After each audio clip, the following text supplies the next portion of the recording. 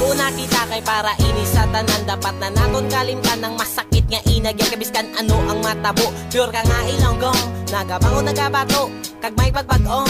Kita mag-updanay, kag kita na mag-ugyon, magbinuligay kag may respeto sa desisyon. Kay para ini sa katawhayan sang tanan, kanami lang pamatian kung wala ka mo nga mabatian. Kaysa aton nga pagpag-oda mo tas ang atubangon, mga obrang wala na tapos aton na nga obrahon. Biskan diin ka man, buksi ang mata mo para imo makitaan kung obra tain sakto.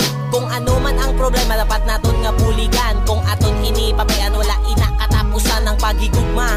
Dapat kita to nga tandaan, mabinuligay maginupdanay sa pagpag-usang tanan.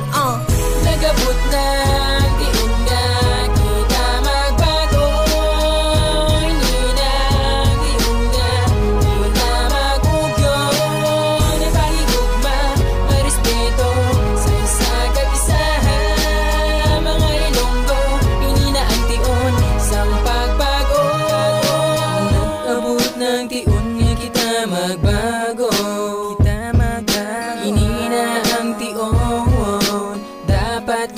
kita mag-ugyon,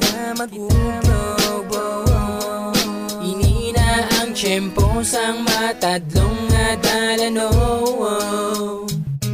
Ipakita sa bilugan ang atong abilidad, iwagayway na to ng bandera sa aton nga syudad. Ipabugal sa kabilugan ang aton nga mga talento, ipadayaw gid sa tanan kita tunay nga Ilonggo. Sa ini nga tiniun dapat may paghiliusa, ipadayon ang misyon sang tagsa-tagsa. Hindi na dapat magilinaway, kita na dapat magbinuligay. Hindi kita maghinisa ay kay Ilonggo kita nga tunay.